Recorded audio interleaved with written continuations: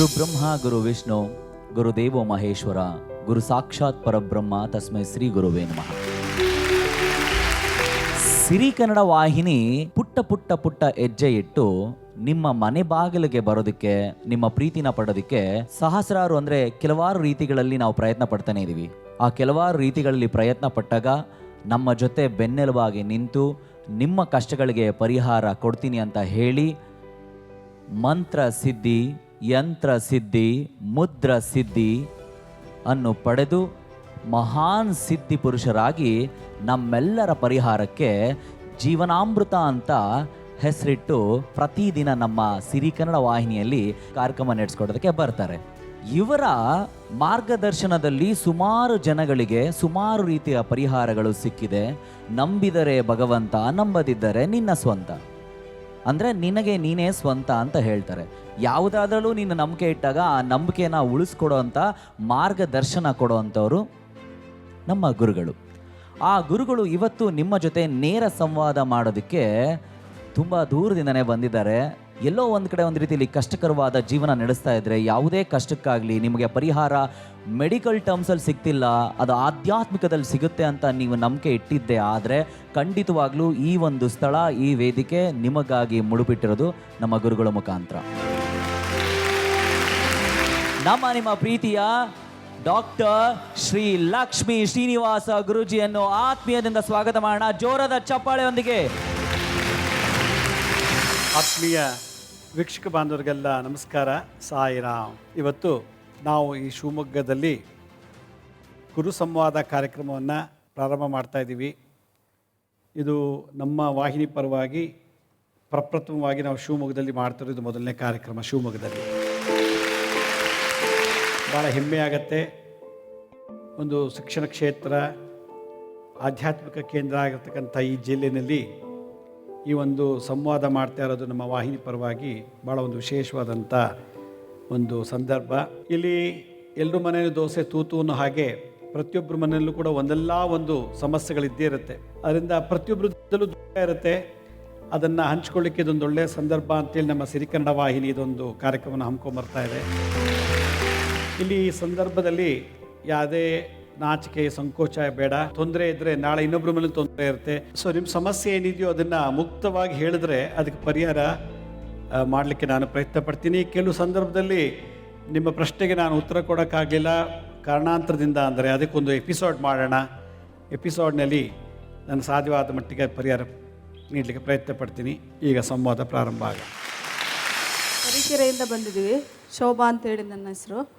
ನಮ್ಮ ತಂದೆ ತಾಯಿ ಇಬ್ಬರೂ ಇಲ್ಲ, ತೀರೋಗಿದ್ದಾರೆ. ತಮ್ಮಗಳು ನಮ್ಮ ಸೋದರ ಮಾವರ ಜೊತೆ ಎಲ್ಲ ಸಭೆಯಲ್ಲಿ ಒಪ್ಕೊಂಡು ನನಗೆ ಮನೆ ಸೈಟು ಕೊಡ್ತೀವಿ ಅಂತೇಳಿ ಇವಾಗ ತುಂಬ ಟಾರ್ಚರ್ ಕೊಡ್ತಾ ಇದ್ದಾರೆ.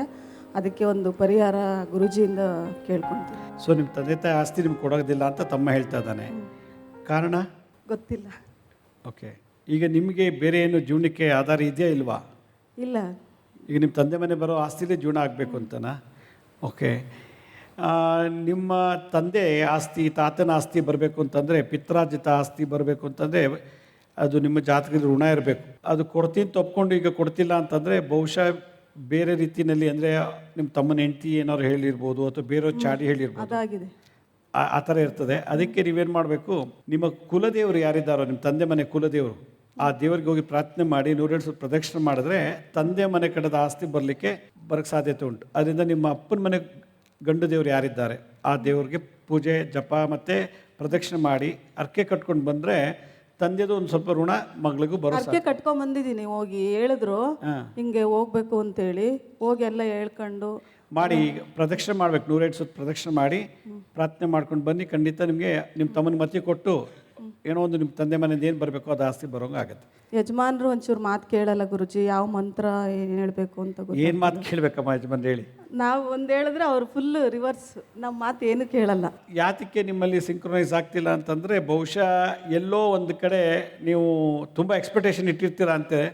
ಅವ್ರು ಅದಕ್ಕೆ ಇಷ್ಟ ಆಗದೆ ಇರ್ಬೋದು. ಈಗ ಒಂದು ಒಳ್ಳೆ 5,000 ರೂಪಾಯಿ ಸೀರೆ ತಂದುಕೊಡಿ ಅಂದಾಗ ಪಾಪ ಅವರು ದುಡಿಯೋದೊಂದು ಸಂಬಳದಲ್ಲಿ 2,000 ರೂಪಾಯಿ ತಂದುಕೊಡ್ಬೇಕು ಅಂತ ಆಸೆ ಇರ್ತದೆ. ನಿಮ್ಗೆ ಆಗ ಮ್ಯಾಚ್ ಆಗೋದಿಲ್ಲ. ಈ ಥರದಲ್ಲಿ ಗೊಂದಲ ಇರ್ಬೋದೇನೋ. ಅದರಿಂದ ಮನೇಲಿ ಪ್ರತಿನಿತ್ಯ ತುಪ್ಪ ದೀಪ ಹಚ್ಚಿ ಪೂಜೆ ಮಾಡಿ ನಿಮ್ಮ ಗಂಡನ ಮನೆ ದೇವರಿಗೆ, ನಿಮ್ಮ ಗಂಡನ ಮನೆ ಕುಲದೇವರು ಯಾರಿದ್ದಾರೋ ಅವ್ರಿಗೆ ತುಪ್ಪ ದೀಪ ಹತ್ತಿ ಆರತಿ ಮಾಡಿ ಖಂಡಿತ ಒಳ್ಳೆಯದಾಗುತ್ತೆ. ಎಷ್ಟು ದಿನ ಮಾಡಬೇಕು ಗುರುಜಿ? ಮಾಡಿ ಒಂದು 21 ದಿವಸ 21 ದಿನ ಮಾಡಿ. ಧನ್ಯವಾದ. ಧನ್ಯವಾದ. ನಮಸ್ತೆ ಗುರುಜಿ. ನಮಸ್ತೆ. ನನ್ನ ಹೆಸರು ಕಾವ್ಯ ಅಂತ, ಹಿರೇಕೆರೂರು ತಾಲೂಕು ಹಂಸಭಾವಿಯಿಂದ ಬಂದಿದ್ದೆ. ನನ್ನ ಪ್ರಶ್ನೆ ಏನಂದರೆ ಗುರುಜಿ, ಈಗ ಮೊನ್ನೆ ಪುನೀತಂದು ಹಾಗೆ ಸಡನ್ನಾಗಿ ಇದಾಗ್ಬಿಡ್ತು ಗುರುಜಿ. ಅದು ಆಯುಷ್ಯ ರೇಖೆ ನಂಬಬೇಕಾ ಗುರುಜಿ, ನಂಬಾರ್ದ ಗುರುಜಿ? ಆಮೇಲೆ ಈಗ ನಾವು ಯಾವಾಗಲೂ ದೀರ್ಘ ಸುಮಂಗಲಿ ಆಗಿರಬೇಕು. ನಾನೊಬ್ಬಳ ಅಲ್ಲ ಗುರುಜಿ, ಎಲ್ಲ ಹೆಣ್ಮಕ್ಳಿಗೂ ನನ್ನ ಪ್ರಶ್ನೆಯಿಂದ ಅವ್ರಿಗೂ ಸಿಗಬೇಕು ಅಂದರೆ ಹೆಣ್ಮಕ್ಳು ದೀರ್ಘ ಸುಮಂಗಲಿಯರಾಗಿರಬೇಕು ಅಂದರೆ ಅವರು ಜೀವನದೊಳಗೆ ಒಂದು ಅವ್ರಿಗೂ ಬೆಲೆ ಇರ್ತೈತೆ ಗುರುಜಿ. ಆಮೇಲೆ ನಮ್ಮ ಮಕ್ಕಳು ಚೆನ್ನಾಗಿ ಓದಬೇಕು, ದೇಶಕ್ಕೆ ಒಳ್ಳೆ ಕೀರ್ತಿ ತರೋಂಥ ಮಕ್ಕಳಾಗಬೇಕು, ಅವರು ವಿದ್ಯಾಭ್ಯಾಸ ಎಲ್ಲ ಚೆನ್ನಾಗಾಗಬೇಕು ಅಂತ ನನ್ನ ಪ್ರಶ್ನೆ ಗುರುಜಿ. ಆಯುಷ್ ರೇಖೆ ಬಗ್ಗೆ ನಿಮ್ಮದು ಕ್ವಶನ್ನು. ಆಯುಷ್ ರೇಖೆ ನೋಡಿದ್ದೀರಾ ನಿಮ್ಮ ಹಸ್ತದಲ್ಲಿ ಅಥವಾ ಯಾರ ಹಸ್ತದಲ್ಲಾದರೂ? ಆಯುಷ್ ರೇಖೆ ಒಬ್ಬೊಬ್ಬರಲ್ಲೂ ಒಂಥರ ಇರುತ್ತೆ. ಒಬ್ಬ ಕೂಲಿ ಕೆಲಸ ಮಾಡೋನು, ಗುದ್ಲಿ ಮಣ್ಣೆತ್ತೋನು ಕಲ್ಲೆತ್ತೋನು ತುಂಬ ಒರಟು ಕೆಲಸ ಮಾಡೋನಿಗೆ ಎಷ್ಟೋ ಸಲ ಡ್ಯಾಮೇಜ್ ಆಗಿರ್ತದೆ, ಕೈಯೆಲ್ಲ ಚರ್ಮ ಎಲ್ಲ ಒಡೆದಿರ್ತದೆ, ಗೊತ್ತಾಯ್ತಾ? ಅವನ ಆಯುಷ್ ರೇಖೆ ನೋಡಿದ್ರೆ ತುಂಡಿರುತ್ತೆ. ನೋಡ್ರೆ 80-90 ವರ್ಷ ಬದುಕ್ತಾರೆ. ಅದೇ ಮನೇಲಿ ಯಾವ ಕೆಲಸನೂ ಮಾಡಲ್ಲ, ಆರಾಮಾಗಿ ಸಾಫ್ಟ್ವೇರ್ ಇಂಜಿನಿಯರ್ಸು ಮತ್ತು ಏನು ಕೆಲಸನೂ ಮಾಡದಿರೋಂಥವ್ರವರು ಅಂಥವ್ರದ್ದು ಕೂಡ ಅಷ್ಟೇ ಸಾಫ್ಟಾಗಿರ್ತದೆ. ಅವ್ರದ್ದೆಲ್ಲ ಆಯುಷ್ ರೇಖೆ ದೊಡ್ಡದಿರುತ್ತೆ. ಅವ್ರಿಗೆ 30-40ಕ್ಕೂ ಸತ್ತೋಗ್ಬಿಡ್ತಾರೆ. ಅದರಿಂದ ರೇಖೆ ನೋಡ್ಕೊಂಡು ಆಯುಷ್ ಹೇಳೋದು ಬೇಡ, ಅದ್ರ ಬಗ್ಗೆ ಗಮನ ಬಿಟ್ಬಿಡಿ. ಪ್ರತಿಯೊಬ್ಬರ ಹಸ್ತದಲ್ಲಿ ಆಯುಷ್ ರೇಖೆ ನೋಡ್ಕೊಂಡು ಹೋದರೆ ನಾವು ಹುಚ್ಚರಾಗ್ಬಿಡ್ತೀವಿ. ಅದರಿಂದ ಇಲ್ಲಿ ಮನುಷ್ಯನಿಗೆ ಎಷ್ಟು ವರ್ಷ ಬದುಕಬೇಕು ಅಂತ ಆಯುಷ್ ರೇಖೆಗಿಂತ ಹೆಚ್ಚಾಗಿ ಆತ್ಮದಲ್ಲಿ ಇರೋದ್ರಿಂದ ನಾವು ದಿನನಿತ್ಯ ಜಪ ತಪ ಒಳ್ಳೆ ಭಾವನೆ ಒಳ್ಳೇದು ಮಾಡ್ತಾಯಿದ್ರೆ ಎಂಥ ಅಲ್ಪಾಯುಷು ಕೂಡ ಆಯುಷ್ವಂತನಾಗ್ತಾನೆ.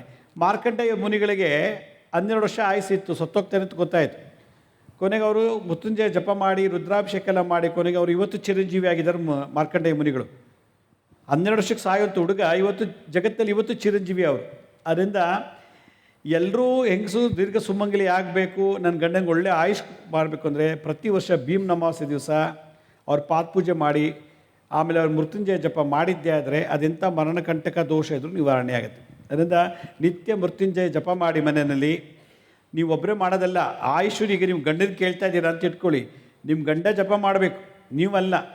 ಯಾಕೆ ನಿಮ್ಮ ಜಾತಕನೇ ಬೇರೆ, ಗಂಡನ ಜಾತಕನೇ ಬೇರೆ. ಅದರಿಂದ ದಿನನಿತ್ಯ ಮೃತ್ಯುಂಜಯ ಜಪ ಮಾಡಿ, ಮೃತ್ಯು ಸಂಜೀವಿನಿ ಜಪ ಮಾಡಿ. ಓಂ ತ್ರಯಂಬಕಂ ಯಜಾಮಹೇ ಸುಗಂಧಿಂ ಪುಷ್ಟಿವರ್ಧನಂ ಊರ್ವಾರುಕಮಿವ ಬಂಧನಾನ್ ಮೃತ್ಯೋರ್ಮಕ್ಷೀಯಮಾಮೃತಾತ್ ಏತೆ ಸಹಸ್ರಮೇತಂ ಪಾಶಾ ಮೃತ್ಯು ಮರ್ತ್ಯಾಯ ಹಂತವೇ ತಾನ್ ಯಜ್ಞಸ್ಯ ಮಾಯಯ ಸರ್ವ ನವ ಯಜಾಮಹೇ ಮೃತ್ಯುವೇ ಸ್ವಾಹ ಮೃತ್ಯುವೇ ಸ್ವಾಹ. ಇದು ದಿನನಿತ್ಯ 108 ಸಲ ಜಪ ಮಾಡಬೇಕು. ನಿಮ್ಮೊಬ್ಬರಿಗೆ ಎಲ್ಲ ನೀವು ಹೇಳಿದ ಎಲ್ಲರಿಗೂ ಒಳ್ಳೆಯದು ಆಗಬೇಕು ಅಂತ ಯಾರು ಈ ಕಾರ್ಯಕ್ರಮ ನೋಡ್ತಿದ್ರು ಅವ್ರಿಗೂ ಹೇಳೋದಿಷ್ಟೇ. ನಿಮ್ಮ ಗಂಡಂದಿರಿಗೆ ಆಯುಷ್ ಜಾಸ್ತಿ ಆಗಬೇಕು ಅಂದರೆ ನಿಮ್ಮ ಗಂಡಂದಿರು ಹುಟ್ಟಿದ ವಾರ, ಈಗ ನಿಮ್ಮ ಗಂಡ ಗುರುವಾರ ಹುಟ್ಟಿದ್ರೆ ಅಂತ ಇಟ್ಕೊಳ್ಳಿ, ಪ್ರತಿ ಗುರುವಾರ 108 ಸಲ ಮೃತ್ಯುಂಜಯ ಜಪ ಮಾಡಬೇಕು. ಪ್ರತಿ ವರ್ಷ ಹುಟ್ಟಿದಬ್ಬ ಆಚರಣೆ ಮಾಡುವಾಗಲೂ ಕೂಡ ಮೃತ್ಯುಂಜಯ ಜಪ ಮಾಡಿ ಒಂದು ಕೈಲಾದಷ್ಟು ಬೆಲ್ಲವನ್ನು ದಾನ ಮಾಡಿದ್ರೆ ಎಂಥ ಅಲ್ಪಾಯುಷ್ಯು ಕೂಡ ಆಯುಷ್ವಂತನಾಗ್ತಾನೆ.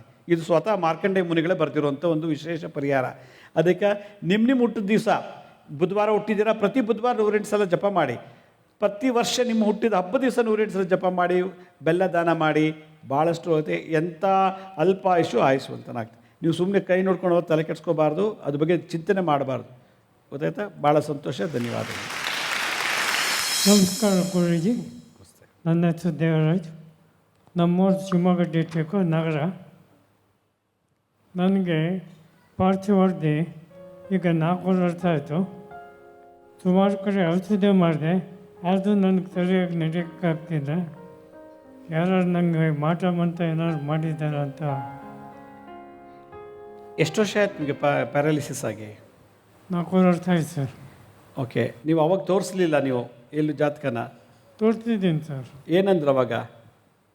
ನಾನು ಸುಮಾರು ಅಂಕೋಲ ಎಲ್ಲ ಕಡೆ ತೋರಿಸ್ತಿದ್ದೆ ಸರ್.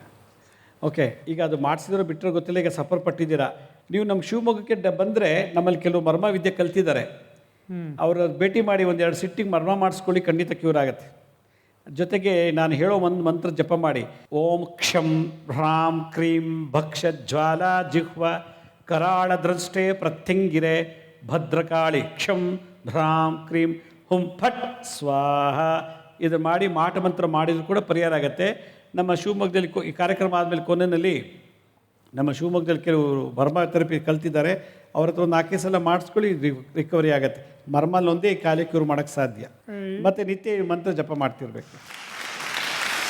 ಅದು ಹೇಳ್ತಿರಲ್ಲ ಔದುಂಬ್ರ ವೃಕ್ಷ ಪೂಜೆ ಎಲ್ಲ ಮಾಡು ಅಂತ ಹೇಳ್ಬಿಟ್ಟು ಮಾಡ್ತಾಯಿದ್ರೆ ಒಂದು 6 ತಿಂಗಳು ಮಾಡಿದೆ ಗುರುಗಳೇ, ಚೆನ್ನಾಗಿ ಪ್ರತಿಫಲ ಸಿಕ್ತು. ಆಮೇಲೆ ಮಾಡಿದ್ರೆ ಒಂಥರ ರಿವರ್ಸ್ ಆಗೋಗ್ಬಿಡ್ತು. ಅತ್ತಿ ಮರದ ಕೆಳಗೆ ಹೋಗಿ ಬಂದರೂ ಕೂಡ ಮನೆಯಲ್ಲಿ ಜಗಳ ಆಗೋದು, 5 ಗಂಟೆಗೆ ಸ್ನಾನ ಮಾಡಿ ಈ ಬುದ್ಧಿ ಇಟ್ಕೊಂಡ್ರು ಮನೇಲಿ ಜಗಳ ಆಗೋದು, ಆಂಜನೇಯ ಸ್ವಾಮಿ ದೇವಸ್ಥಾನಕ್ಕೆ ಹೋಗಿ ಪೂಜೆ ಮಾಡಿ ಬಂದರೂ ಮನೇಲಿ ಜಗಳ ಆಗೋದು, ಹಂಗಾಗ್ಬಿಟ್ಟಿದೆ ಗುರೂಜಿ. ಪ್ರದಕ್ಷಿಣೆ ಮಾಡುವಾಗ ಒಳ್ಳೇದಾಯ್ತಾ ನಿಮಗೆ? 6 ತಿಂಗಳು ಒಳ್ಳೇದಾಯಿತು.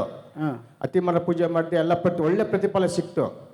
6 ತಿಂಗಳಾದಮೇಲೆ ಎಲ್ಲ ಹಿಂಗೆ ರಿವರ್ಸ್ ಆಗೋಗ್ಬಿಟ್ಟು ಗುರುಗಳೇ. ಕಾಳಭೈರವನ ದರ್ಶನ ಮಾಡಿಬಿಟ್ಟು ಒಂದ್ಸಲ ಕಾಳಭೈರವೇಶ್ವರ ಹೋಗಿ 108 ಪ್ರದಕ್ಷಿಣೆ ಮಾಡಿ, ನೀವು ಪ್ರದಕ್ಷಿಣೆ ಮಾಡುವಾಗ ಏನಾದ್ರು ಕಣ್ದೃಷ್ಟಿ ಆಗಿದ್ದರೆ ಅಥವಾ ನೀವು ಪ್ರದಕ್ಷಿಣೆ ಮಾಡಿ ಒಳ್ಳೇದಾಗತ್ತೆ ಅಂತೇಳಿ ನಿಮ್ಗೆ ಯಾರು ವಿರೋಧಿಗಳು, ಶತ್ರುಗಳು ಪುನಃ ಮಾಟ ಮಂತ್ರ ಮಾಡ್ತಿದ್ರೆ ನಿಮಗೆ ಪುನಃ ಜಪ ಮಾಡೋಕ್ಕಾಗಲ್ಲ, ಪ್ರದಕ್ಷಿಣೆ ಮಾಡೋಕ್ಕಾಗಲ್ಲ. ಅದರಿಂದ ಆ ಪ್ರತಿಬಂಧನ ತೆಗಿಬೇಕು ಅಂತಂದರೆ ಇಮಿಡಿಯೇಟಾಗಿ ಕಾಳಭೈರವನಿಗೆ ಹೋಗಿ ಒಂದು ಸಲ ಪೂಜೆ ಮಾಡಿ 108 ಪ್ರದಕ್ಷಿಣೆ ಮಾಡಿ ಮತ್ತೆ ನಿಮಗೆ ಪ್ರಾರಂಭ ಮಾಡಿದ್ರೆ ಮಾಡ್ಬೋದು ಪ್ರದಕ್ಷಿಣೆ, ಇಲ್ಲಾಂದರೆ ನಿಮ್ಗೆ ಅದ್ರ ದೋಷ ನಿವಾರಣೆ ಆಗುತ್ತೆ. ಗುರುಗಳೇ, ನಂಗೆ ಸರ್ಕಾರದಿಂದ ಸ್ವಲ್ಪ ಹಣ ಬರಬೇಕು, ರಿಟೈರ್ಡ್ ಹಣ ಬರಬೇಕು. ರಿಟೈರ್ಡ್ ಆಗಿದ್ದೀನಿ, ಹಣ ಬರಬೇಕು. ಈ ಜಮೀನು ಸೈಟ್ಗಳು ಕೋರ್ಟಲ್ಲಿದೆ. ಮಗನಿಗೆ ಮದುವೆ ಮಾಡಬೇಕು, 26 ವರ್ಷ ಆಗಿದೆ, ಮದುವೆ ಮಾಡೋಕ್ಕಾಗ್ತಾಯಿಲ್ಲ. ಬಿಳಿ ಎಕ್ಕದ ಗಿಡಕ್ಕೆ ಪೂಜೆ ಮಾಡಿ 21 ದಿವಸ ಪೂಜೆ ಮಾಡಿ ಬರಬೇಕಾದ ದುಡ್ಡೆಲ್ಲ ವಾಪಸ್ ಬರುತ್ತೆ. ಸರಿ ಗುರು. ಇಲ್ಲ ಮತ್ತೆ ನೀವು ಔದುಂಬ್ರ ವೃಕ್ಷ ಪ್ರದಕ್ಷಿಣೆ ಮಾಡಿ ಎಲ್ಲ ಸರಿ ಹೋಗ್ಬಿಡುತ್ತೆ. ಮತ್ತೆ ಮಾಡ್ತಾ ಬನ್ನಿ. ಈಗ ನೀವು ಪ್ರದಕ್ಷಿಣೆ ಮಾಡಿ ಒಳ್ಳೇದಾಯ್ತು ಅಂತ ಹೇಳಿದ್ರಿ, ಮತ್ತೆ ಪ್ರದಕ್ಷಿಣೆ ಮಾಡಿ ದುಡ್ಡು ಬರೋದು ಪ್ರಾರ್ಥನೆ ಮಾಡ್ಕೊಳ್ಳಿ. ಮಗಳ ವಿಷಯ ಮದುವೆನೂ ಕೂಡ ಪ್ರಾರ್ಥನೆ ಮಾಡಿ, ಖಂಡಿತ ಒಳ್ಳೇದಾಗತ್ತೆ. ಸರಿ, ಥ್ಯಾಂಕ್ ಯು, ಧನ್ಯವಾದ.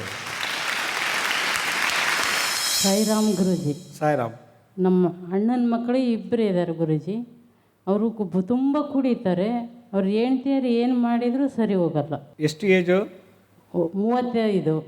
ಮದುವೆ ಆಗಿದೆ ಅವ್ರಿಗೆ? ಗುರುಜಿ. ಮಕ್ಕಳು ಇದ್ದಾರೆ? ಒಬ್ಬನಿಗಿಬ್ರು, ಒಬ್ಬನಿಗೊಬ್ಬನು.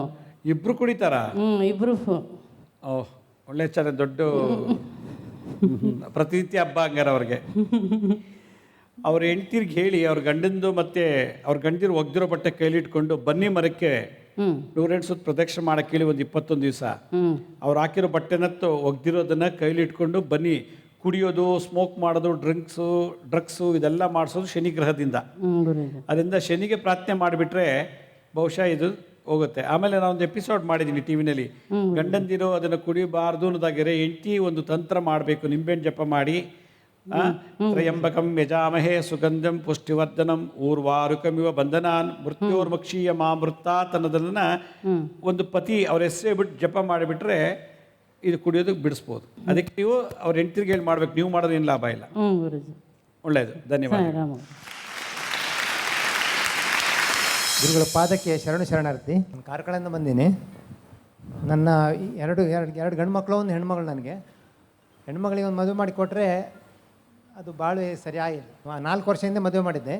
ಈಗ ಅವರಿಗೆ ಅವ್ರಿಗೆ ನಾವು ಸೇರಿಕೆ ಇಲ್ಲ. ಅವ್ರಿಗೆ ಅವ್ರ ತಾಯಿ, ಗಂಡನ ತಾಯಿ ಅಂತೂ ಭಾಳ ಮಾತುಗಾರ್ತಿ ಅಂತೆ, ಭಾಳ ಎಲ್ಲ ರೀತಿಯಲ್ಲಿ ಹಿಂಸೆ ಕೊಟ್ಟು ಈಗ ನನ್ನ ಮನೇಲಿದ್ದಾಳೆ.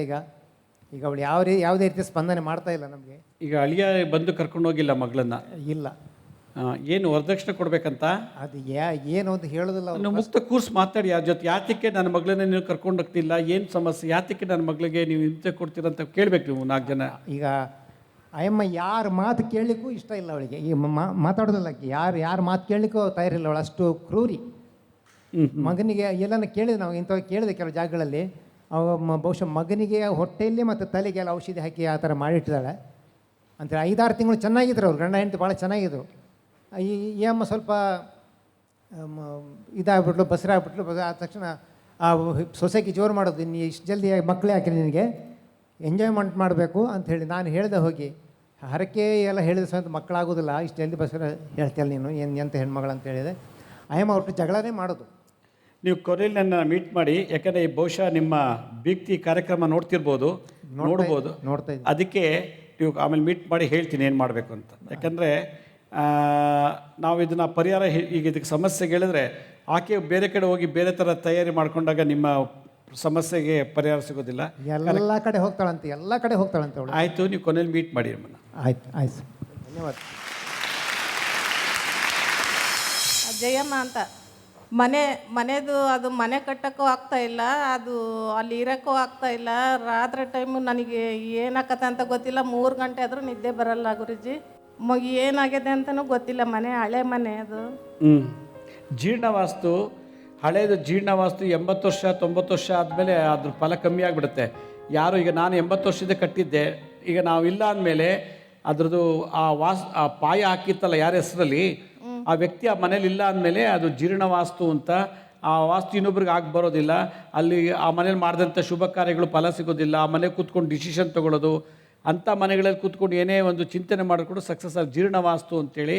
ಅದಕ್ಕೇನು ಮಾಡಬೇಕು, ನೀವು ಅದನ್ನೇ ಡೆಮಾಲಿಷ್ ಮಾಡಿ ಕಟ್ಟಬೇಕು ಅನ್ನೋದಾಗಿದ್ದರೆ ಮೊದಲು ನೀವು ನಿಮ್ಮ ಕುಲದೇವರು ಹತ್ರ ಹೋಗಿ ಪ್ರಾರ್ಥನೆ ಮಾಡಿ, ಬಸವಣ್ಣ ದೇವರು, ರುದ್ರಸ್ವಾಮಿ ಭಟ್ರು ಅದು ಅದೆಲ್ಲ ಹೋಮ ಮಾಡಿಸ್ಬೇಕು ಅಂತಾರೆ. ಅದು ಬಿದ್ದೋಗ ಮನೆ ಸರ್. ಅಮ್ಮ, ಜೀರ್ಣವಾಸ್ತುಗೆ ನೀವು ಏನು ಮಾಡಿಸೋದು ಬೇಕಾಗಿಲ್ಲ. ಕುಲದೇವ್ರ ಹತ್ರ ಪ್ರಾರ್ಥನೆ ಮಾಡಿಬಿಟ್ಟು ಆ ಕುಲದೇವ್ರ ಸ್ಥಾನದಲ್ಲಿರುವಂಥ ಒಂದು 3 ಅಡಿ ಮಣ್ಣು ತಂದು ಮನೆಗೆ ಹಾಕ್ಬಿಟ್ಟು ಡೆಮಾಲಿಷ್ ಮಾಡಿ. ನಮ್ಮನೆಯವರು ಇಲ್ಲ ಸರ್, ಅವ್ರ ಹೆಸರಿನಾಗಿತ್ತು, ಅದು ಹೆಂಗಿತ್ತೋ ಗೊತ್ತಿಲ್ಲ. ಅದೇ ಈಗ ಜೀರ್ಣವಾಸ್ತು ಈಗ ಮಾಡಿ ಕುಲದೇವ್ರಿಗೆ ಹೋಗ್ಬಿಟ್ಟು ಆ ಕ್ಷೇತ್ರದಲ್ಲಿ ಒಂದು 3 ಅಡಿ ಮಣ್ಣು ತಂದು ನಿಮ್ಮ ಮನೆಯೊಳಗೆ ಹಾಕ್ಬಿಟ್ಟು ಆಮೇಲೆ ಡೆಮಾಲಿಷ್ ಮಾಡಿ. ದುಡ್ಡಿದ್ರೆ ಕಟ್ಟಕ್ಕೆ ಶುರು ಮಾಡಿ. ದುಡ್ಡಿಲ್ಲ ಅಂದರೆ ಡೆಮಾಲಿಷ್ ಮಾಡಿದ್ರೆ ಏನು ಲಾಭ ಇಲ್ಲ. ನನಗೆ ಅದೇ ನಿದ್ದೆನೇ ಬರಲ್ಲ, ಹಂಗಾಗ್ತೈತೆ ಸರ್. ಅದು ಆ ಮನೆ ವಿಷಯದಲ್ಲ, ಬೇರೆ ಯೋಚನೆಯಿಂದ ಹಂಗೆ ಆಗಿರ್ಬೋದು. ಫಸ್ಟ್ ಕುಲದೇವ್ರ ದರ್ಶನ ಮಾಡಿ, ನಿಮ್ಮ ಯಜಮಾನ್ರ ಮನೆ ಕುಲದೇವರು ತಂದು ಮಣ್ಣು ಹಾಕ್ಬಿಟ್ಟು ಆಮೇಲೆ ಡೆಮಾಲಿಷ್ ಮಾಡಿ. ಅದೇ ನಮ್ಮ ಮಗಳಿಗೆ ಒಬ್ಳಿ ಸರ್, ಅವಳಿಗೆ ಕ್ಯಾನಿಂಗು ಎಕ್ಸ್ರೇ ಎಲ್ಲ ಮಾಡಿದ್ದಾರೆ. ಅವಳಿಗೆ ಅದೇ ನೋವು ಗಾಬರಿ ಆಗ್ತೈತೆ. ಚಂದ್ರಕಲಾ ಅಂತ ಇಲ್ಲೇ ಶಿವಮೊಗ್ಗದಾಗ ಇರೋದು ಅವಳು. ಅಲ್ಲ, ಅವ್ರಿಗೆ ಮಾಟ ಮಾಡಿದಾರೋ ದೇಹದಲ್ಲಿ ರೋಗ ಇದೆಯೋ ಗೊತ್ತಿಲ್ಲ, ನಾವು ನೋಡದೆ ಹೇಳೋಕ್ಕಾಗಲ್ಲ. ಹಾಗಂತ ನಾವು ಡಿಸಿಷನ್ ತೊಗೊಳಕ್ಕಾಗಲ್ಲ. ಡಾಕ್ಟ್ರಿಗೂ ಸಹ ಚೆಕಪ್ ಮಾಡಿ ಎಕೋ ಟೆಸ್ಟ್ ಮಾಡಿಸಿ. ಎಕೋ ಅಂತ ಮಾಡ್ತಾರೆ, ಮಾಡಿಸಿ. ಇಲ್ಲ 2 ಸರಿ ಮಾಡಿಸಿದ್ದೀವಿ ಸರ್. ಒಂದ್ಸಲ ಅವ್ರು ಬನ್ನಿ ಮರಕ್ಕೆ ದಿನ ಪ್ರದಕ್ಷಿಣೆ ಮಾಡಕ್ಕಿಲ್ಲ, ಒಂದು ವಾರ 21 ಸುತ್ತು ಇಲ್ಲ 108 ಸುತ್ತು ಒಂದು ವಾರ ಮಾಡ್ತಾ ಬರಲಿ. ಸೊ ಆ ಥರದ್ದು ಏನೋ ಸಿಂಪ್ಟಮ್ಸ್ ಇದ್ರೆ ಹೋಗುತ್ತೆ. ನಮಸ್ತೆ. ನಮಸ್ತೆ. ನಮ್ಮ ಹೆಸರು ವಿಶಾಲ ಅಂತ ಹೇಳ್ಬಿಟ್ಟು, ನನ್ನ ತಮ್ಮನಿಗೆ ಯಾವ ಊರಿಂದ? ಚಿತ್ರದುರ್ಗದಿಂದ ಬಂದಿದೆ ಗುರುಜಿ. ನನ್ನ ತಮ್ಮನಿಗೆ ಕಾಲು ನೋವಿದೆ ಗುರುಜಿ. 8 ವರ್ಷ ಆಯಿತು. ಎಲ್ಲ ಹಾಸ್ಪಿಟ್ಲಿಗೆಲ್ಲ ತೋರಿಸಿದ್ವಿ, MRI ಸ್ಕ್ಯಾನ್ ಮಾಡಿಸಿದ್ವಿ, ಫೋಟೋ ಸ್ಕ್ಯಾನ್ ಮಾಡಿಸಿದ್ವಿ, ಎಲ್ಲೂ ಕಡಿಮೆ ಆಗಿಲ್ಲ ಅದೇ ಗುರುಜಿ. ಏನಾಗಿದೆ? ಕಾಲು ಚೆನ್ನಾಗೇ ಇದೆ ನೋಡೋಕ್ಕೆ, ಮೆಟ್ಲು ಹತ್ತಕ್ಕೆ ಇಳಿಯೋಕ್ಕೆ ಬರಲ್ಲ, ಓಡಾಡೋಕ್ಕೆ ನಿಂತ್ಕೊಳಕ್ಕಾಗೋದಿಲ್ಲ, ಕೆಳಗೆ ಕೂರಕ್ಕೆ ಬರೋದಿಲ್ಲ ಗುರುಜಿ. ಎಷ್ಟು ಏಜ್ ಅವ್ರಿಗೆ? ಅವ್ರಿಗೆ ಈಗ 33 ವರ್ಷ. ಅವ್ರಿಗೇನೋ ಜ್ವರ ಬಂದ್ಮೇಲೆ ಹಂಗೆ ಆಯ್ತಾ? ಏನಿಲ್ಲ ಗುರುಜಿ. ಪೋಲಿಯೋ ಆಗಿತ್ತಾ? ಏನಿಲ್ಲ ಗುರುಜಿ. ಓಕೆ, ಒಂದು ಪೋಲಿಯೋ ಆಗಿರ್ಬೋದು, ನಿಮ್ಗೆ ಗೊತ್ತಿಲ್ಲ ಅನ್ಸುತ್ತೆ. ಕೆಲವು ಸಡನ್ನಾಗಿ ಜ್ವರ ಬಂದುಬಿಟ್ರೆ ಪೋಲಿಯೋ ಆದಾಗ ಎದ್ದೋಡೋಕ್ಕಾಗಲ್ಲ. 2 ಮಾಟಮಂತ್ರ ಆಗಿರ್ಬೋದು. 3ನೇದು ನರ ದೌರ್ಬಲ್ಯ ಇರ್ತದೆ. 4ನೇದು ಶರೀರ ಯಾವುದೋ ಒಂದು ಅಂಗ, ಎಸ್ಪೆಷಲಿ ಬ್ರೈನಲ್ಲಿ ಏನಾದ್ರು ಪ್ರಾಬ್ಲಮ್ ಇತ್ತು, ರಕ್ತ ಎಪ್ಕಟ್ಟಿದ್ರೆ ರಕ್ತ ಸರಿಯಾಗಿ ಹರಿತಿಲ್ಲ ಅಂದರೆ ತೋರಿಸಿದ್ವಿ ಗುರುಜಿ, ಎಲ್ಲೂ ಏನೂ ಇಲ್ಲ, ನಿಮ್ಮ ಇದ್ರಲ್ಲಿ ಆರೋಗ್ಯದಲ್ಲಿ ಏನು ವ್ಯತ್ಯಾಸ ಇಲ್ಲ ಅಂತ ಹೇಳ್ತಿದ್ದಾರೆ. ಮುಂಚೆ ಬಲ್ಗಾಲಲ್ಲಿ 1 ಕಾಲಲ್ಲಿ ಬರೋದು, ಈಗ 2 ಬಂದಿದ್ದಾರೆ. ಅವರು ಬಂದಿಲ್ಲ ಗುರುಜಿ. ಎಲ್ಲೂ ತೋರಿಸಿದ್ದು ನನಗೆ ಆರಾಮಾಗಿಲ್ಲ, ನಾನು ಎಲ್ಲೂ ಬರಲ್ಲ ಅಂತ ಬರ್ತಾ ಇಲ್ಲ ಗುರುಜಿ ಅವರು. ಅದಕ್ಕೆ ಈಗ ಅವ್ರ ಮೇಲೆ ಬರಬೇಕಮ್ಮ, ನಾನು ಗುಣ ಆಗಬೇಕು.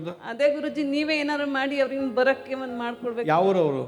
ಅವ್ರದ್ದು ಚಿತ್ರದುರ್ಗದಲ್ಲೇ, ನಮ್ಮದು ಚಿತ್ರದುರ್ಗ ಹತ್ರ ವಸ್ತ್ರಗ ಹತ್ರ ನಾಗೇನಹಳ್ಳಿ ಅಂತೇಳ್ಬಿಟ್ಟು ಬೆಳ್ತಂಗಡಿಯಲ್ಲಿ ಟೀಚರ್ ಆಗಿದ್ದಾರೆ ಅವರು. ಇಲ್ಲ, ಶಿವಮೊಗ್ಗಕ್ಕೆ ಬಂದರೆ ನಮ್ಮಲ್ಲಿ ಮರ್ಮ ಮಾಡೋರು ಇದ್ದಾರೆ, ಮಾಡ್ತಾರೆ 3 to 4 days. ಗುರುಜಿ ಎಲ್ಲಿಗೂ ಬರ್ತಾ ಇಲ್ಲ ಅವರು. ಬರ್ಬೇಕಮ್ಮ, ನಾವು ಮಾಡೋಕ್ಕಾಗಲ್ಲ.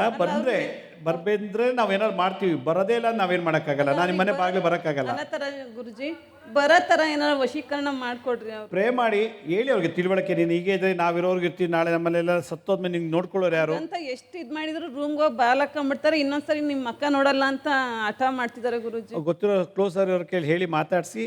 ಎಲ್ಲ ನಮ್ಮ ತಂದೆ ತಾಯಿ, ನಾವು, ನಮ್ಮ ಚಿಕ್ಕಪ್ಪ ಚಿಕ್ಕಮ್ಮ ಎಲ್ಲರೂ ಕೂಡ ನೋಡಮ್ಮ, ಕರ್ಕೊಂಡು ಬಂದರೆ ಶಿವಮೊಗ್ಗ ಇಲ್ಲ ಬೆಂಗಳೂರು ಬಂದರೆ ನಾವು ಮರ್ಮ ಮಾಡಿ ಬೇಕಾದ್ರೆ, ಯಾಕಂದರೆ ಅದು ಪೋಲಿಯೋ ಅಲ್ಲ ಅನ್ನೋದಾಗಿದ್ರೆ ಮರ್ಮದ ರಿಪೇರಿ ಆಗುತ್ತೆ, ಮಾಡ್ಬೋದು. ಪ್ಯಾರಾಲಿಸಿಸ್ ಆಗಿದ್ರು ಕೂಡ ಮಾಡ್ಬೋದು. ಅದು ನೀವು ಕರ್ಕೊಂಡು ಬನ್ನಿ, ನಮ್ಮ ಕೈಲಾದ್ರೆ ನಾವು ಹೆಲ್ಪ್ ಮಾಡ್ತೀವಿ, ಫ್ರೀಯಾಗಿ ಟ್ರೀಟ್ ಮಾಡ್ತೀವಿ ನಾವು, ಫ್ರೀ. ಗುರುಜಿ ಏನಾರು ನಿಮ್ಮ ಮಂತ್ರಿಸ್ಕೊಡ್ರಿ, ಅವ್ನಿಗೆ ಏನಾರು ಬರೋ ಥರ ಮಾಡಿ ಗುರುಜಿ. ಅವ್ನಿಗೆ ನೀವು ಒಂದು ಬಟ್ಟೆ ತೊಗೊಂಡು ಒಂದ್ಸಲ ಏನು ಮಾಡಿ, ಈ ಬನ್ನಿ ಮರ ಇದೆಯಲ್ಲ, ಬನ್ನಿ ಮರದ ಹತ್ರ ಹಳ್ಳ ತೆಗೆದುಬಿಟ್ಟು ಪ್ರಾರ್ಥನೆ ಮಾಡ್ಬಿಟ್ಟು ಹೂತಾಕ್ಬಿಡಿ, ಹಳೆ ಬಟ್ಟೆನ. ಗೊತ್ತಾಯ್ತಾ? ಹೂತಾಕ್ಬಿಡಿ. ನೀವು ಹೇಳೋಂಗೆ ಕೇಳ್ತಾನಾಗ ಹೇಳ್ದ.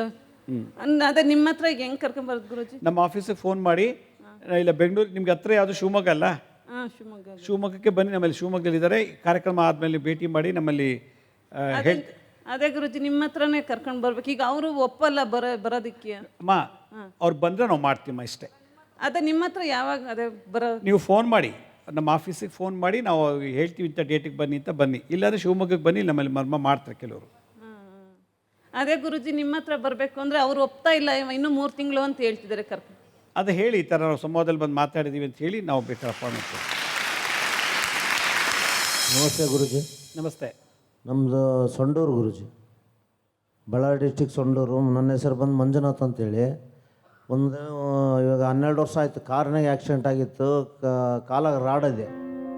ಇನ್ನೂ ಒಂದು ಮನೆಗೆ ಬಿದ್ದು ಜಾರಿ ಬಿದ್ದು 2 ಕಾಲಾಗ 2 ಮುರಿದವು. ಎಲ್ಲ ಹಾಸ್ಪಿಟ್ಲ್ ಎಲ್ಲ ಹೋಗಿ ಎಲ್ಲ ತೋರಿಸ್ಕೊಂಬಂದೆ, ಎಲ್ಲಿ ಕಡಿಮೆ ಆಗಿಲ್ಲ. ನಡೆಯೋಕೆ ಸ್ಟಿಚ್ ಹಿಡ್ಕೊಂಡು ನಡಿಬೇಕು. ಎದ್ದು ನಿಂತ್ಕೊಂಡು ಇರೋಣ. ಆ ದೊಣ್ಣೆ ಹಿಡ್ಕೊಂಡು ನಡಿಬೋದಾ ನೀವು ಸ್ವತಃ, ಅಥವಾ ಒಬ್ರು ಹಿಡ್ಕೋಬೇಕಾ ನಿಮಗೆ? ಹಿಡ್ಕೋಬೇಕು, ಆಮೇಲೆ ನಡೀತೀನಿ.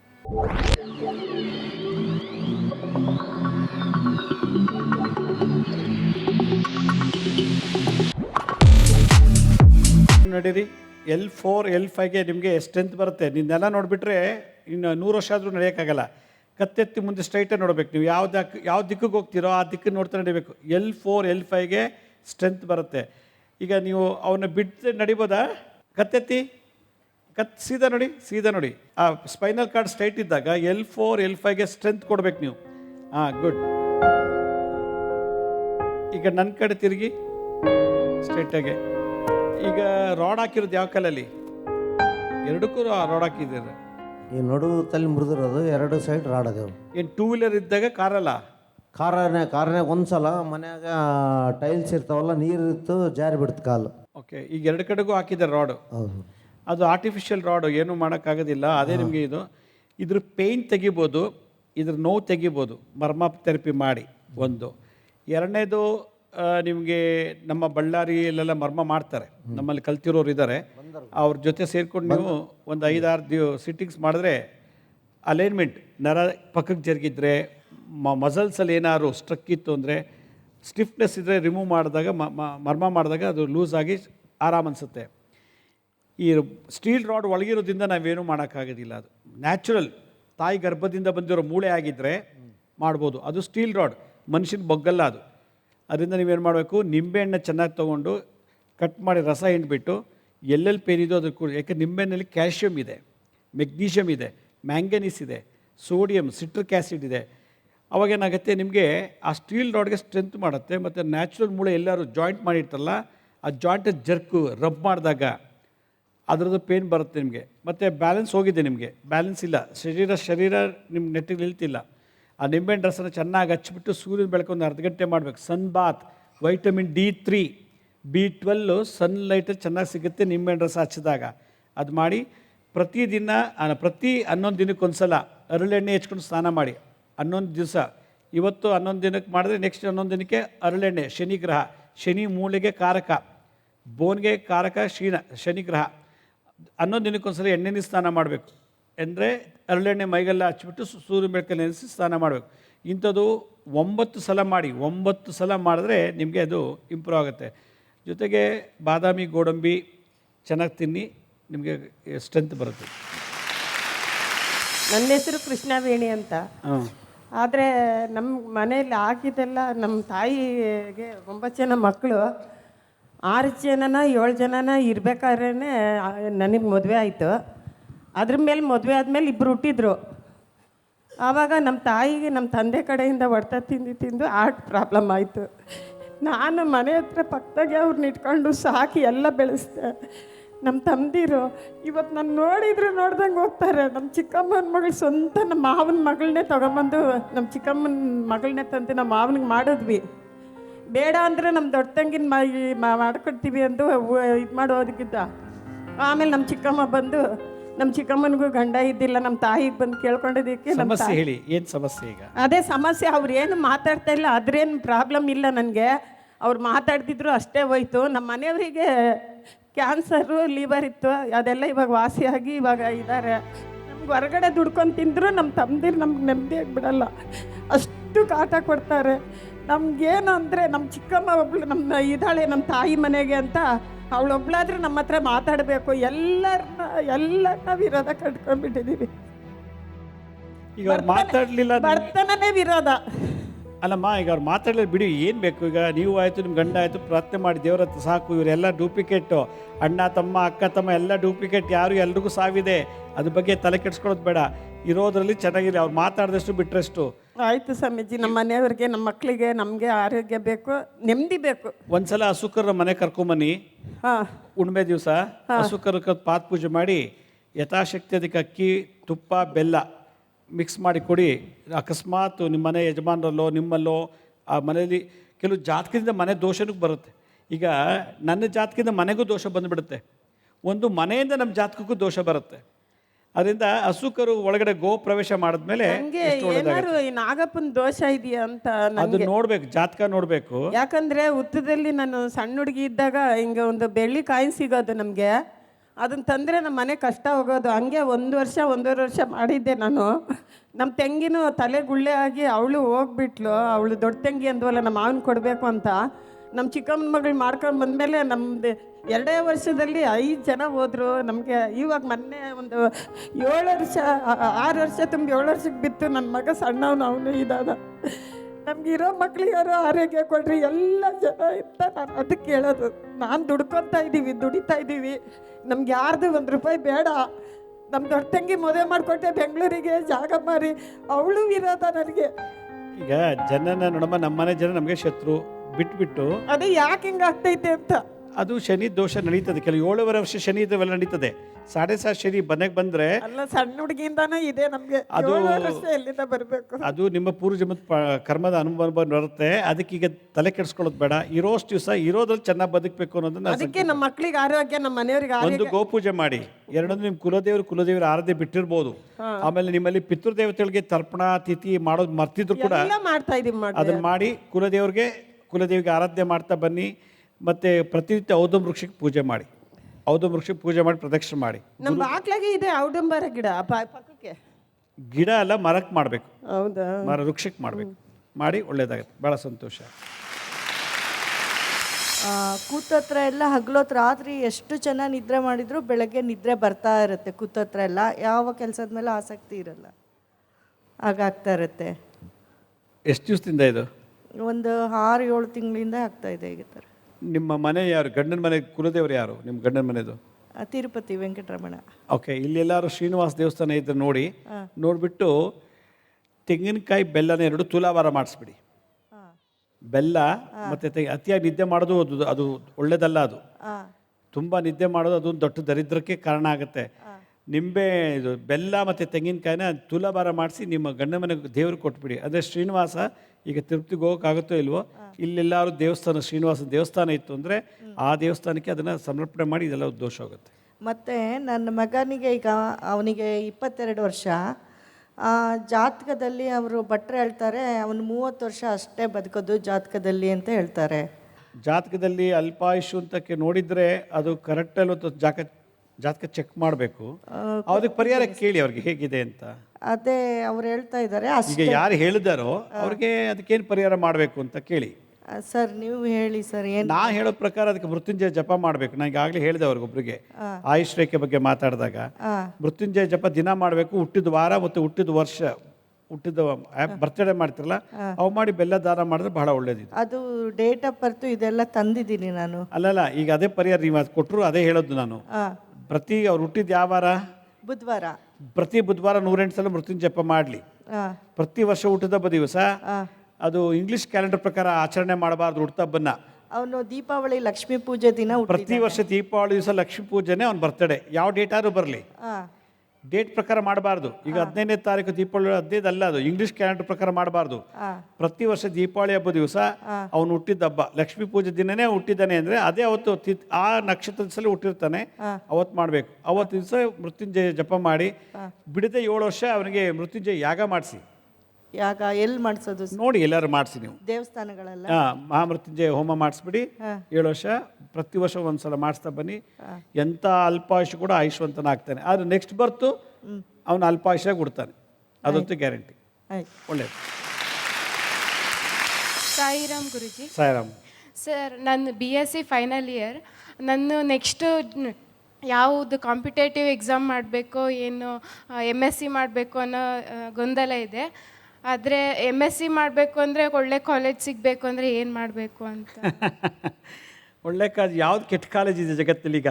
ಅಲ್ಲ ಸರ್, ಅದು ಈಗ ಯೂನಿವರ್ಸಿಟಿಯಲ್ಲಿ ತಗೊಳೋದ್ರ ಮೇಲೆ ಡಿಪೆಂಡ್ ಆಗಿದೆ ಅಲ್ಲ ಸರ್. ಈಗ ಒಂದು ಯೂನಿವರ್ಸಿಟಿಯಲ್ಲಿ ತಗೊಳೋದೇ ಇಲ್ಲ ಜಾಸ್ತಿ ಸ್ಟೂಡೆಂಟ್ಸ್ನ, ಹಂಗಾಗಿ ಸರ್. ಈಗ ನೀವು ಶಿವಮೊಗ್ಗದಲ್ಲಿ ಇರೋದಾ?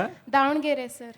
ದಾವಣಗೆರೆ ಒಳ್ಳೆ ಎಜುಕೇಷನ್ಗೆ ಒಳ್ಳೆ ಇನ್ಸ್ಟಿಟ್ಯೂಷನ್ಸ್ ಇದೆಯಲ್ಲ ದಾವಣಗೆರೆಯಲ್ಲಿ. ದಾವಣಗೆರೆಯಲ್ಲಿ ಕಾಲೇಜ್, ಯೂನಿವರ್ಸಿಟಿಯಲ್ಲಿ ಕಾಲೇಜಸ್ ನಾವೇ ಹೋಗಿ ತೆಗಿಸ್ಬೇಕು ಸರ್, ಹಂಗಾಗಿ ಸರ್. ಶಿವಮೊಗ್ಗಕ್ಕೆ ಬನ್ನಿ, ಕುವೆಂಪು ಯೂನಿವರ್ಸಿಟಿಲಿ ಮಾಡಿ. ಒಳ್ಳೆ ಅದೇ ಯೂನಿವರ್ಸಿಟಿ ಸಿಗೋದು ಕಷ್ಟ. ಯಾವ ಯೂನಿವರ್ಸಿಟಿ ಸಿಗುತ್ತೋ ಮಾಡಮ್ಮ. ಯೂನಿವರ್ಸಿಟಿ ಲೆಕ್ಕ ಅಲ್ಲ, ಎಷ್ಟು ಚೆನ್ನಾಗಿ ಓದಿ ಜ್ಞಾನ ತಗೊಂಡು ನಂಬರ್ ತೆಗೆದು ಅದು ಇಂಪಾರ್ಟೆಂಟು. ಯೂನಿವರ್ಸಿಟಿ ತಗೊಂಡು ಏನು ಮಾಡ್ತೀರಿ? ಈಗ ಅದ್ರ ಬಗ್ಗೆ ಯೋಚನೆ ಮಾಡಬಾರ್ದು. ನಂದು ಧನಸು ರಾಶಿ ಉತ್ತರಾಷಾಢ ನಕ್ಷತ್ರ, ಮೊದಲನೇ ಪಾದ ಸರ್. ಹಾಂ, ಏನು ಬೇಕು? ಅದೇ ಸರ್, ನೆಕ್ಸ್ಟು ಕಾಂಪಿಟೇಟಿವ್ ಮಾಡಬೇಕಾ ಇಲ್ಲ MSc?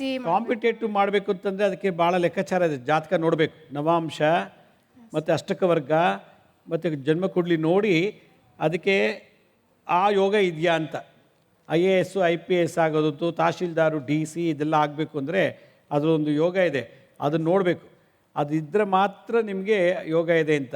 ನೀವು ನಕ್ಷತ್ರ ನಾಕ್ಷಿ ನೋಡಿ ಹೇಳೋಕ್ಕಾಗಲ್ಲ, ಜಾತಕ ಕೊಡಿ ಬೇಕಾದ್ರೆ ನೋಡಿ ಹೇಳ್ತೀನಿ. ಬಟ್ ನಮ್ಮ ಪ್ರಕಾರ ನೀವು ದಿನನಿತ್ಯ ದತ್ತಾತ್ರೇಯರ ಪೂಜೆ ಮಾಡಿ, ಗುರುಗಳನ್ನ ಗುರು ಮಂತ್ರ ಜಪ ಮಾಡಿದ್ರೆ ಯಾವ ಎಜುಕೇಷನ್ ಕೂಡ ಚೆನ್ನಾಗಿ. ಸರ್ ಜಾತಕ ತಂದಿದ್ದೀನಿ ಸರ್, ಜಾತಕ ತಂದಿದ್ದೀನಿ. ಆಮೇಲೆ ನೋಡ್ತೀನಿ. ನಮ್ಮ ಮಗನಿಗೆ 15-20 ವರ್ಷದಿಂದ ಒಂದು ಸಲ ಪೀರಿಯಡ್ಸ್ ಬಂದಿದೆ ಸರ್. ಆಮೇಲೆ 4 ವರ್ಷ ಮಾತ್ರೆ ನುಂಗಿ ಆಮೇಲೆ ಡಾಕ್ಟ್ರು ನಿಲ್ಲಿಸ್ಬಿಟ್ಟಿದ್ರು. ನೆಕ್ಸ್ಟ್ ಮತ್ತೆ 5 ವರ್ಷದ ಹಿಂದೆ ಮತ್ತೆ ಅದೇ ರೀತಿ ಆಯಿತು. ಮಾತ್ರೆ ತಗೊತಾನೆ, ಹೇಳಿದ ಮಾತೇ ಕೇಳಲ್ಲ. ತುಂಬ ಒಂಥರ. ನಿಮಗಿದೆಯಾ ಪಿಟ್ಸು? ಇಲ್ಲ ಸರ್, ಯಜಮಾನ್ರಿಗೆ ಯಾರಿಗೂ ಇಲ್ಲ. ಈಗ ನಿಮ್ಮ ಮನೆಯಲ್ಲೂ ನಿಮಗೂ ಯಾರಿಗೂ ಪಿಟ್ಸಿಲ್ಲ, ನಿಮ್ಮ ಗಂಡನ ವಂಶದಲ್ಲಿ ಯಾರಿಗೂ ಪಿಟ್ಸಿಲ್ಲ. ಹಾಗಾದರೆ ಅವನ ಜಾತಕ ಬಂದಿರ್ತದೆ. ಪೂರ್ವ ಜನ್ಮ ಕಬ್ಬಣ ಕದ್ದಿದ್ರೆ, ಕಬ್ಬಣಗಳೆಲ್ಲ ಕದ್ದಿದ್ರೆ ಹೋದ ಜನ್ಮದಲ್ಲಿ ಈ ಜನ್ಮ ಪಿಟ್ಸ್ ರೋಗ ಬರುತ್ತೆ, ಆಯಿತಾ? ಅಂಥವ್ರು ಕಬ್ಬಣದ ಕಡಗ, ಕಬ್ಬಣದ ಉಂಗುರ, ಕಬ್ಬಣದ ಡಾಲರ್ಸ್ ಎಲ್ಲ ಹಾಕ್ಕೊಂಡಿರ್ಬೇಕು ಮೈ ಮೇಲೆ. ಕಬ್ಬಣ ಕೊಟ್ಟ ತಕ್ಷಣ ನಿಂತೋಗ್ಬಿಡುತ್ತೆ ಅವ್ರಿಗೆ ಪಿಟ್ಸು. ಈಗ ಅವನು ಪೂಜೆ ಮಾಡಿ ಕಳ್ಕೊಬೋದು. ಈ ದೋಷ ತೆಗೀಕೆ ಪರಿಹಾರ ಇದೆ. ಇಲ್ಲಿ ನಿಮಗೆ ಯಡಿಯೂರು ಗೊತ್ತಲ್ಲ, ಯಡಿಯೂರು ಅಲ್ಲಿ ತುರುವೇಕೆರೆ ಅಂತ ಒಂದು ಊರಿದೆ. ಆ ತುರುವೇಕೆರೆಯಿಂದ ಹೊರಗಡೆ ಮಾದಿಹಳ್ಳಿ ಅಂತ ಒಂದು ಹಳ್ಳಿ ಇದೆ. ಅಲ್ಲಿ ದೊಡ್ಡದು ಹುತ್ತ ಇದೆ. ಒಳಗಡೆ ಸಿದ್ದೇಶ್ವರ ಸ್ವಾಮಿಗಳು ಇವತ್ತು ಜೀವಂತ ವಾಸ ಮಾಡ್ತಾರೆ. ಅವರು ಹುತ್ತದಲ್ಲಿ ಕೂತಿದ್ದಾರೆ. ಅವರು ಬಾಯಿ ನೇರಕ್ಕೆ ಒಂದು ಹೋಲಿದೆ.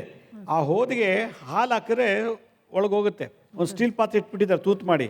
ಅದಕ್ಕೆ ಹೋಗಿ ಒಂದು 5 ಸಲ ಹೋಗಿ ಪೂಜೆ ಮಾಡಿ ಹಾಲು ಹಾಕ್ಬಿಟ್ಟು ಪ್ರದಕ್ಷಿಣೆ ಮಾಡಿದ್ರೆ ಪಿಡ್ಸ್ ಹೊಟ್ಟೋಗುತ್ತೆ. ಈ ಕಲಿಯುಗ ಅದೊಂದೇ ಜಾಗ. ಇಲ್ಲದ್ರೆ ಈ ಮಾತ್ರೆ ನೀವೇ ಹೇಳಿದ್ರಿ ಸ್ವಲ್ಪ ವರ್ಷ ತೊಗೊಂಡ ನಿಂತೋಯ್ತು ಮತ್ತೆ ಶುರುವಾಯಿತು ಅಂತ. ಒಂದು ಸಲ ಪಿಟ್ಸ್ ಬಂದರೆ ಯಾವ ಏಜಲ್ಲಿ ಬೇಕಾದ್ರೆ ಮತ್ತೆ ಬರ್ಬೋದು, ಹೇಳೋಕ್ಕಾಗಲ್ಲ. ಪಿಟ್ಸಲ್ಲಿ 18 ವೆರೈಟಿ ಪಿಟ್ಸ್ ಇದೆ. ಇವನಿಗೆ ಯಾವ ವೆರೈಟಿ ಇದೆಯೋ ನನಗೆ ಗೊತ್ತಿಲ್ಲ. ಬಿಟ್ಟ ತಕ್ಷಣ ಜೊಲ್ಲು ಬರುತ್ತೆ ಕೆಲವರಿಗೆ ಕಣ್ಣು ಮಂಜಾಗಿ ಬಿದ್ದು ಬಿಡ್ತಾರೆ, ಕೆಲವು ಹಲ್ಲು ಕಡ್ಕೋತಾರೆ, ರಕ್ತ ಬರುತ್ತೆ. ಈ ವೆರೈಟೀಸ್ ಅದು ಪಿಟ್ಸ್ ಇದೆ. ಇದರಲ್ಲಿ ಯಾವುದು ಅಂತ ನಮ್ಗೆ ಗೊತ್ತಿಲ್ಲ, ಆದರೆ ಪಿಟ್ಸೇ. ಅದಕ್ಕೆ ನೀವು ಆ ತುರುವೇಕೆರೆ ಹತ್ರ ಹೋಗಿ ಮಾದಿಹಳ್ಳಿ ಉತ್ತ ಸಿದ್ದೇಶ್ವರ ಅಂತ ಕೇಳಿ, ಅವ್ರು ಯಾರಾದರೂ ತೋರಿಸ್ತಾರೆ. ಅದಕ್ಕೆ ಪೂಜಾರಿಲ್ಲ, ನೀವೇ ಪೂಜೆ ಮಾಡಬೇಕು. ಒಂದು ಸ್ಟೀಲ್ ಪಾತ್ರೆ ಒಳಗೆ ಇಟ್ಟುಬಿಟ್ಟಿದ್ದಾರೆ ಅವ್ರ ಬಾಯಿ ಕರೆಕ್ಟಾಗಿ. ಆ ಸ್ಟೀಲ್ ಪಾತ್ರೆಯಲ್ಲಿ ಹಾಲು ಹಾಕಿದ್ರೆ ಗುರುಗಳು ಕುಡಿತಾರೆ. ಅದು ಪ್ರದಕ್ಷಿಣೆ ಮಾಡಿ ಪೂಜೆ ಮಾಡಿ ಬಂದರೆ ಈ ರೋಗ ಹೊಟ್ಟೋಗುತ್ತೆ. ಇದಕ್ಕೆ ಮೆಡಿಷನ್ ಇನ್ನು ವರ್ಡಲ್ಲಿ ಇಲ್ಲ. ಅವ್ರು ಮೆಡಿಸಿನ್ ತೊಗೊತಾನೆ ಇರ್ತಾನೆ, ಮತ್ತೆ ಡ್ರಿಂಕ್ಸು ಮಾಡ್ತಾನೆ. ಅಮ್ಮ ಮೆಡಿಷನ್ ಪವರ್ ಇರೋವರೆಗೂ ಬರಲ್ಲ. ಮೆಡಿಸಿನ್ ಸ್ಟಾಪ್ ಮಾಡಿಬಿಟ್ರೆ ಬರುತ್ತೆ. ಮತ್ತು ಅವರು ಈಗ 10 mg ಕೊಟ್ಟಿರ್ತಾರೆ ತಿಟ್ಕೊಳ್ಳಿ, ಹೋಗ್ತಾ ಕಮ್ಮಿ ಮಾಡ್ತಾರೆ. ಕಮ್ಮಿ ಮಾಡಿ ಫುಲ್ ನಿಲ್ಲಿಸ್ಬಿಡ್ತಾರೆ. ಮತ್ತು ನೀರು ನೋಡಿದ್ರೆ, ಬೆಂಕಿ ನೋಡಿದ್ರೆ, ರಕ್ತ ನೋಡಿದ್ರೆ ಗಾಬರಿ ಆದಾಗ ಪಿಟ್ಸ್ ಬಂದುಬಿಡುತ್ತೆ. ಅದರಿಂದ ನೀವು ಅದನ್ನು ಪೂಜೆ ಮಾಡಿ. ಕಲಿಯುಗದಲ್ಲಿ ಪಿಟ್ಸ್ಗೆ ಇದೊಂದೇ ದೇವ್ರು ನನ್ನ ಪ್ರಕಾರ. ಎಷ್ಟು ಲಕ್ಷಾಂತರ ಜನಕ್ಕೆ ಒಳ್ಳೆಯದಾಗಿದೆ. ಸಂತೋಷ. ನಮಸ್ಕಾರ. ನಮಸ್ತೆ ಗುರೂಜಿ. ನಮಸ್ತೆ. ನನ್ನ ಹೆಸರು ಉಮಾ ಅಂತ, ಶಿವಮೊಗ್ಗದಿಂದ ಬಂದಿದ್ದೀನಿ. ನನ್ನ ಮಗಳು 2019 ಮಾರ್ಚ್ 5ಕ್ಕೆ ಹೋಗಿರೋದು ಮನೆ ಬಿಟ್ಟು, ಜಗಳ ಮಾಡಿಕೊಂಡು. ಇವಾಗಲೂ ಎಲ್ಲಿದ್ದಾಳೆ ಏನು ಅಂತ ಗೊತ್ತಾಗ್ತದೆ. 2019 ಮನೆ ಬಿಡುವಾಗ ಅವಳಿಗೆ ಏಜ್ ಎಷ್ಟಾಗಿತ್ತು? 19 ವರ್ಷ. ಒಂದು ಕಾರಣ ಮನೇಲಿ ಹೊಡೆದಿದ್ರೆ ಬೈದಿದ್ರೆ ಮನೆ ಬಿಟ್ಟು ಹೋಗೋ ಚಾನ್ಸ್ ಉಂಟು. ಇಲ್ಲ ಪ್ರೀತಿ ಲವ್ ಅಂತ ಏನಾದ್ರು ಇತ್ತು ಅಂದರೆ ಅದಕ್ಕೇನು ಅಬ್ಜೆಕ್ಟ್ ಮಾಡಿದರೆ ಮನೆ ಬಿಟ್ಟು ಹೋಗೋ ಚಾನ್ಸ್ ಉಂಟು. ಇಲ್ಲ ಯಾರಾದರೂ ಕಿಡ್ನಪ್ ಮಾಡಿರ್ಬೋದು. ಇತ್ತೀಚೆಗೆ ನಾವು ನೋಡಿದಾಗೆ ಹೆಣ್ಮಕ್ಳು ಕಿಡ್ನಪ್ ಮಾಡಿ ವೈಶ್ಯವಾಟಿಕೆಗೆಲ್ಲ ಮಾಡ್ತಾ ಇದ್ದಾರೆ, ಅದೊಂದಿರ್ಬೋದು.